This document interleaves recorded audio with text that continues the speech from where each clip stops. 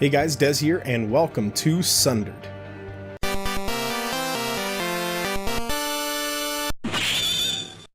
So you guys have actually seen me play the alpha and the beta for this game, but the actual edition, like the definitive release, is out, and I'm really excited to play it.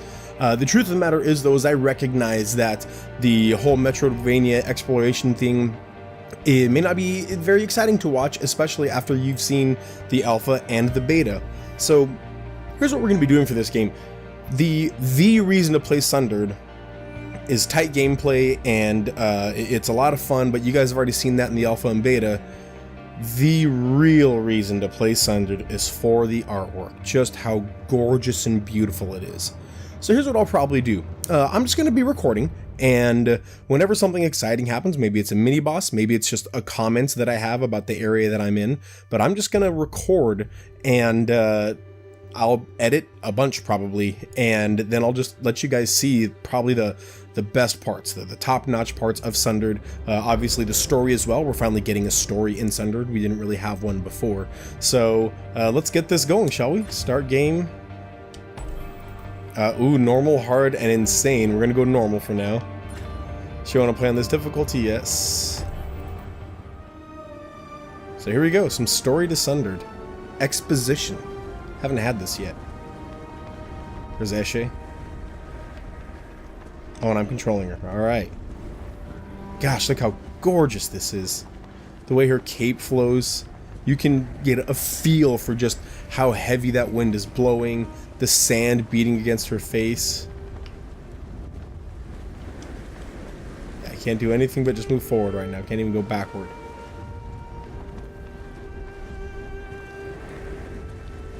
Oh. Oh, did you see the tentacle back there? I got a feeling that's not good news. Oh, there are a lot of tentacles.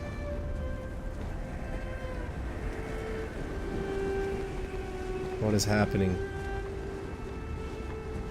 Oh, here we go.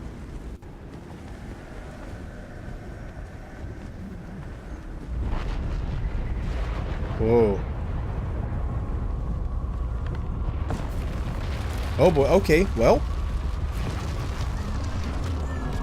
Well, we died.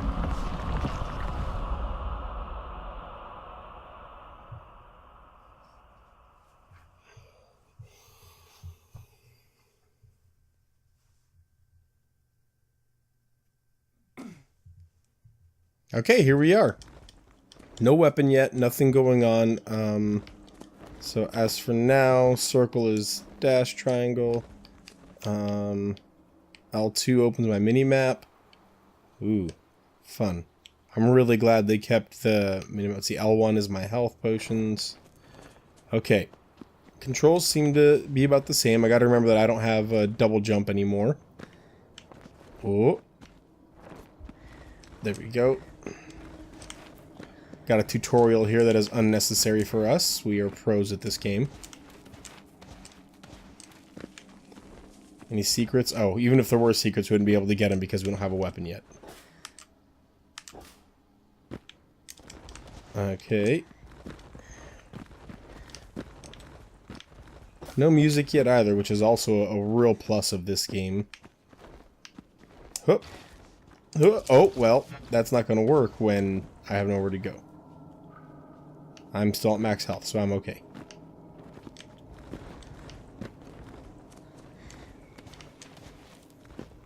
Oh, didn't even see that. Oh, well. There we go.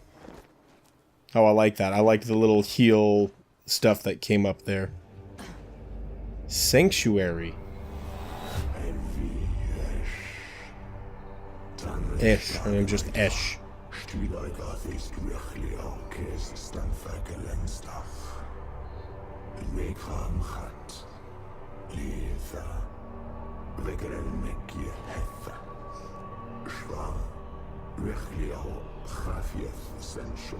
So why was I brought here then?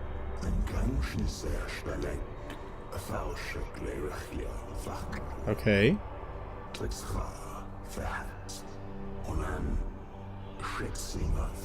The Shining Trapezohedron.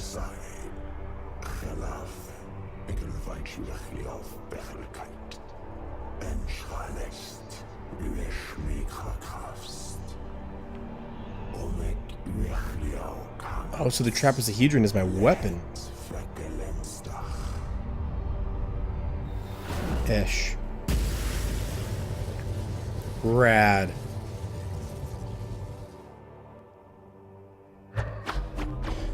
There we go. We have the trapezohedron. It's back now. So the trapezohedron is like a sentient thing. That's awesome. Just a forewarning to you guys. I will most definitely not be embracing. So for those of you who are watching for the first time, Sundered has a resist or embrace option, meaning that you get special abilities and there is a darkness that comes over you when you double those abilities. So you get the abilities once and it's a good thing for you. It's cool to have the abilities, but then if you take them a second time later on, you get an option to go back and get the ability again. Then it's called embracing, and you're embracing, it looks like some sort of darkness. I don't know. In the alpha and beta, there was no exposition, no story, so I don't actually know. But in this, I will be resisting and not embracing. So I will not be taking the second ability bump. And then for the exact purpose of, if I do a second playthrough of this, I'm assuming that it's going to be, the game will be easier. You'll be more powerful if you embrace. And so for the purpose of, if I play the game on the insane difficulty after I play it on the normal difficulty, I will be able to embrace at that point. But I'll probably only record the resist unless you guys want to watch me play the embrace one. Also, another really cool thing is I got a nice big cozy armchair in my recording room now, so that's a cool thing. And I found out how to record via my surround sound, which is going to be really awesome when I'm recording Hellblade: Senua's Sacrifice. I'm going to be recording that just after this, so actually I may be posting them both for a little while.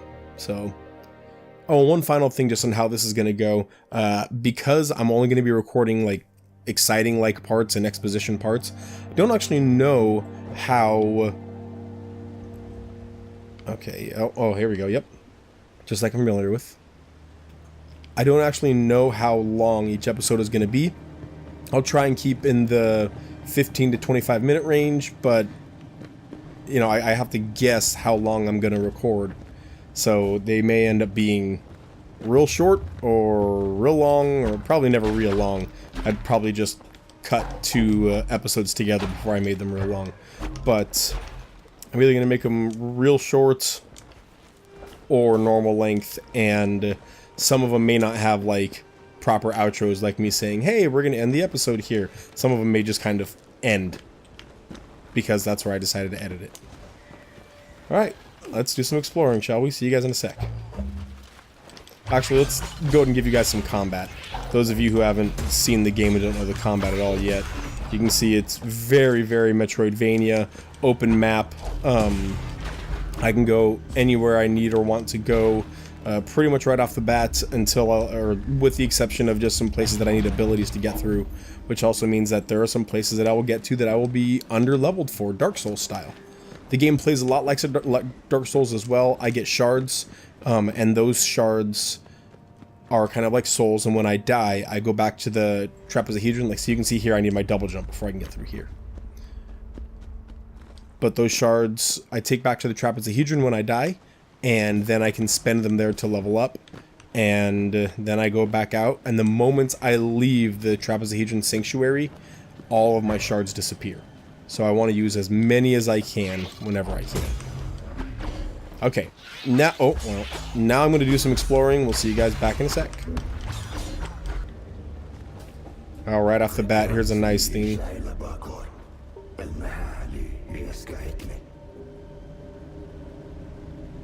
The Echelon Mother. I wonder what that means. We actually saw this in the beta test. The alpha test was in a different area, but in the beta test we saw this and had no idea, and now we have... She's the Eschaton Mother, whatever that means. Gosh, it's pretty. All of this is hand-drawn, by the way. Everything is hand-animated, hand-drawn.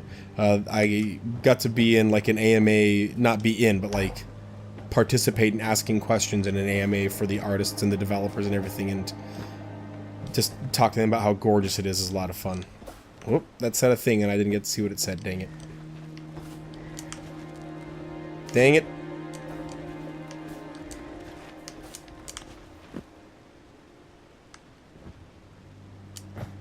Oh, nice. They added just continual falling. That's really nice.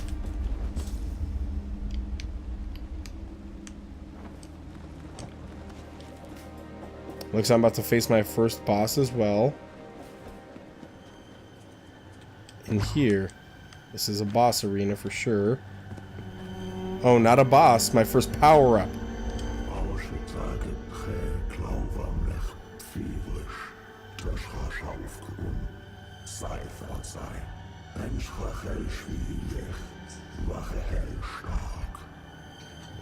So that's what he's saying is, these shrines will give you power.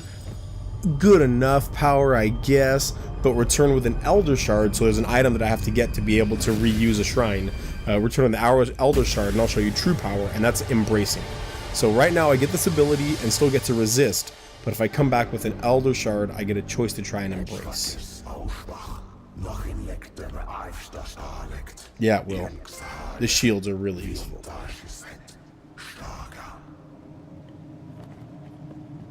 Alright.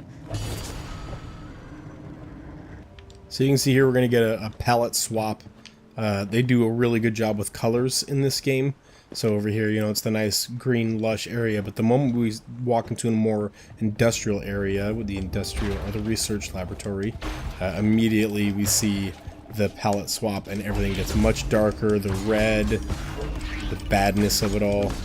I'm interested to see what these research laboratories are for. We don't actually know yet. Again, with the exposition, I've explored places like this before in the alpha and the beta. Just actually the beta, places like this. The alpha was in a totally different area, but explored places like this in the beta, but there's no exposition to it. It's just playtesting. So I do like that the Aranias, the enemies, have like a shadowed glow to them, a silhouetted glow when they're in this darkness here. It looks very cool and intimidating. I like it a lot. Alright, we're going to keep exploring and see what we can find while we're in this research area.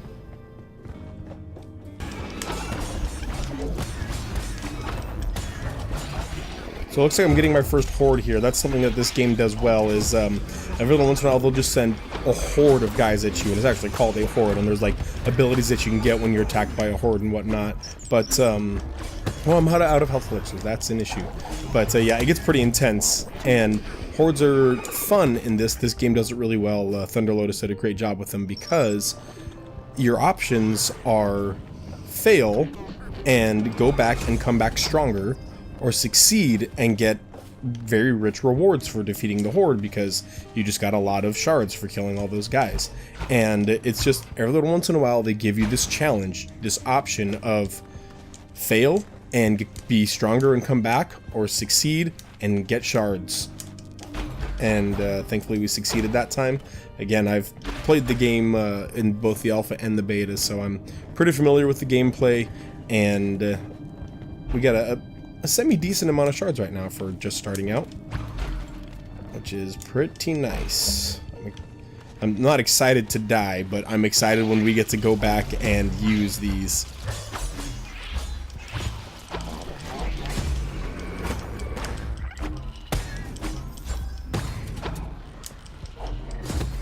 Also, I do want to clarify that I'm mentioning the alpha and the beta a lot. If you did not watch me play the alpha and the beta, you're not gonna miss out on anything important that you don't have to go back and watch me play the alpha and the beta.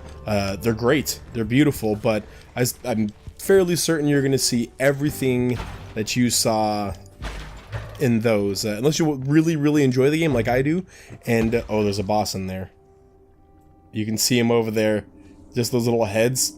See him in the lower right hand corner right by the mini-map? Oh, I wonder what that is. We can't get in there yet though. We gotta get power to this place first.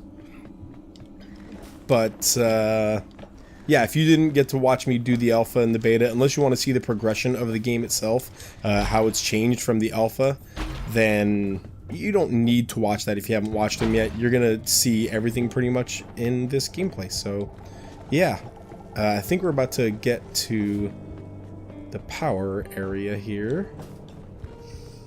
I am seeing a lock, which usually implies that you need an ability to get the... Oh, no. Yeah, shortcut. Woo! So another thing this game does is kind of like Dark Souls, where you get shortcuts. So you can see that I did a lot of exploring. Minimap's pretty big now. But instead of having to go all the way down and come back around and up around the side, now I can just come down here and make an immediate turn and get in here. So it's a real nice shortcut here. Still can't go down. Alright, let's find that bat. Oh, it's all the way over there. How do I get to there? Oh, I see. Okay. Ooh, we're getting our first perk. You know what? I think that's probably a good place to call it for now. I'll show you guys what perks are and talk to them about talk to you about them next time. I believe this is the first episode. I think that's about 1 episode's worth of content. If so, thank you guys so much for watching this. Let me know what you think of Sundered thus far. Specifically, let me know what you think about the art style, because that's what I fell in love with about Thunder Lotus. They did Jotun. You can see me play Jotun. That was one of the first playthroughs I did on the channel. Go back, they did that as well. Again, all hand-drawn art. And Sundered is the same way, just gorgeous. So go check Thunder Lotus out and go check Jotun out, and let me know what you think of Sundered so far. See you guys next time. Ah!